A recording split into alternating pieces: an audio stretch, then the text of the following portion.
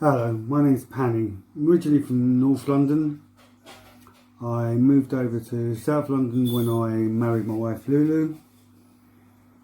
I currently work as an IT engineer, mostly for the NHS doing projects for the last 3 years. I caught COVID in April. So I came home one day on a Friday, not feeling well, feeling tired, just wanted to go to sleep. So I went upstairs and I lost recollection the last 50 days. I have no idea. My wife tells me that for the first 10 days all I did was drink to hydrate, and then after that the next 40 days were still blank. Yeah, basically I thought Pani had just come down with man flu. He didn't have any of the regular COVID at the time, the COVID symptoms, persistent cough and high temperatures.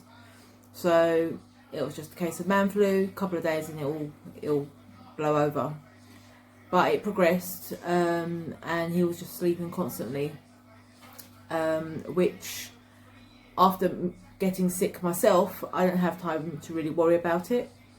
It wasn't until he'd hit about a week asleep in bed without having eaten anything that I was like, hang on a minute, that's not quite right. So I tried to prompt him to, and to entice him to get out of bed and to wake up, but it wasn't really happening. And I would try and feed him some yogurt and some fruit just to have something in his stomach. By Monday, I thought we've turned a corner. He's come down by himself, and we'd had the first conversation we'd had in 10 days because you can't talk if you're asleep. And I thought he was getting better. But he took a lie down on the sofa and I could see that he was struggling for breath. So I called the GP. I said, that's not quite right. So I called the GP, and within 20 or 30 minutes, a nurse was at the door to check his saturations, basically to check how much oxygen he had. And where it should be 100 or very close to 100, his was 55. So it wasn't good at all. They'd called an ambulance and they took him away on Monday evening to go to hospital. And I didn't see him again for, I counted, 31 days, which for us not to have any contact for 31 days was unbelievable. It doesn't happen. Unheard of. It doesn't happen. So they took him away to the hospital. He was admitted into a ward, but within 24 hours he deteriorated. So they had sedated him and ventilated him and put him in intensive care.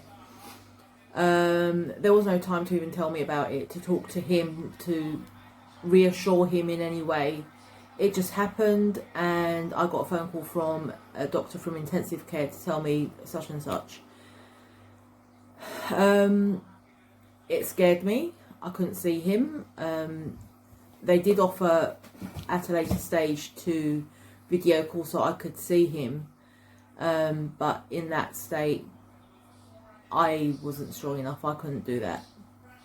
So I would wait at the end of the phone call, to receive a phone call from the hospital, and it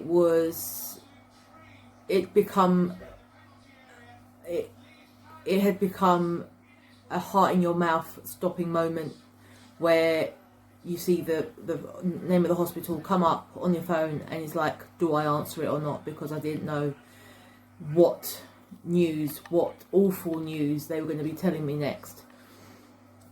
The next 40 days, as Pani says, he was completely out of it, but for me it was just a blur of one intensive care mass of information. Checking on his saturation levels, on how much oxygen they're giving him for his lungs, what his heart rate is, what his blood pressure is, what his liver's doing, what his kidneys doing, its functions and stuff. because it was all being affected and it was all quite scary, very scary. Once they'd taken when they thought that he was strong enough to come off the ventilator, they'd put a smaller ventilator on with the tracheostomy, so that they could reduce his sedation so he can wake up. It was a long process. It's not like coming out of an operation that 2 or 3 hours you're going to be awake. It was a lengthy process. It's a very strong and it's a strong sedation with over such a long period of time as well. So it takes a long while for you to wake up. And it was, again, waiting by the phone, and it was the waiting game. The best news was when the surgeon had phoned me to tell me that he had spoken to my husband, and I'm like, sorry, what, when? And he said he's woken up. He can't talk, obviously, with the tracheostomy, but he acknowledges what I'm saying. He's nodding his head and shaking his head, and he smiled when I told him that I'm talking to you and that you're okay. So that was the biggest relief. After being told so many times that your husband may not make it, prepare for the worst. He had hemorrhaged 3 times while he was in CCU, so he had 3 emergency surgeries, and each time it was waiting to see what's going to happen. Is he going to pull through or not? I never gave up hope, and I always had faith that he was going to pull through and come back to me, but it doesn't stop you being scared. And, you know, it's the biggest fear of my life. The whole period I couldn't see him until after he woke up, and the nurses and the healthcare assistants facilitated the call, so they would literally hold the phone so we can have a video call. And he could only speak when he had a voice box attached to his tracheostomy as a form of physiotherapy, so that he could get his throat and his vocal cords working. 40 days, and then finally he was moved on to a ward after he had taken the tracheostomy out, and he had suffered what is called as critical care neuropathy. So basically he was paralysed and he could not move a limb. He could not move even his little finger, and it was just a case of another battle to recover from that. And the physios and the occupational therapy team at the hospital were absolutely amazing. They were so dedicated and determined and invested in getting him back to as close to 100% as possible. They did amazing work. I mean, what can I say about doctors? No amount of thank yous will ever be enough to save my life, for me to move forward, to enjoy life, to see what I've gone through. Not being able to move from the neck down was frustrating. You get angry, you start to lose faith sometimes, but I always managed to pull through with the help of my wife, friends, family, the church, for their prayers, all from all around the world, everyone lighting a candle for me. I'm sure that helped me. I will never know. And you're not even a religious person? I'm not. But, you know, sometimes you think, you know, of all the people that have lost their lives because of this virus, please take it seriously. You know, do what the government tell you to do, because you're not only saving your life, you're saving other people's lives. Walk out the door with your mask, walk into the shops with your mask, and come back home with your mask. You're saving everyone's life, and I can't repeat it enough. Please follow the government guidelines. yes, he fought the battle for COVID, but we have a completely different battle on our hands now, trying to get him back to what was normal. It's a new type of normal. He's got to continue with physiotherapy. The clinics, the outpatient clinics now that he is referred to make sure that everything is okay after COVID had affected it. So, it's another struggle, it's another journey, it's another battle, but at least he's here to do it.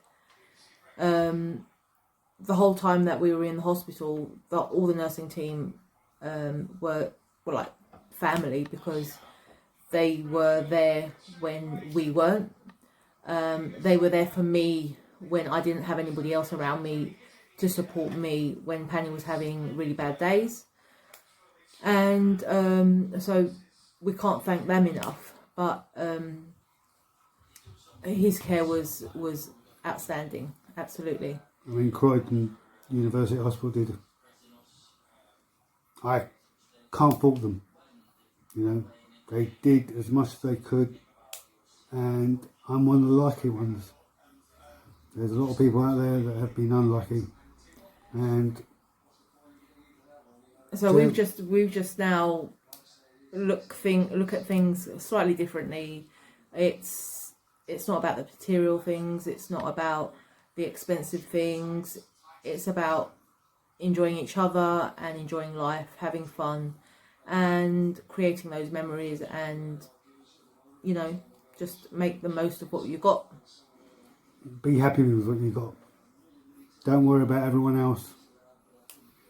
Life's too short. Yep, you don't know what happens tomorrow. I thought COVID, I get it. So what? It'll be the flu, I'll be over it in a couple of days. That's not true. You could easily get what I got, the worst scenario. And also, Pani didn't have any pre-existing health conditions. He wasn't asthmatic, he wasn't diabetic. There was nothing, medically wrong with him. And also, I didn't have any of the symptoms they said. So yeah, at the time we didn't have any known COVID symptoms. Do you have a cough? No. Do you have a temperature? No. It's not COVID. But we have learned a lot since then. It's a whole nearly 4 months since, and a lot of things have changed. But the guidelines are the same. Stay safe, social distance where you can, wash your hands where you can, and wear a mask where you can. So there is no excuse. It's protecting yourselves and protecting others, and we don't want, we don't want to hear another person that we know. We've lost too many. We know too many that have been through it, and also we've been through it ourselves, and it's not nice. So it's very real, and it does exist. So, but we're here Pani's here to tell us the tale, and to carry on the journey and move on. Stay safe. Stay safe. Take and look care. after each other. And thank you for listening to us. Thank you. Bye.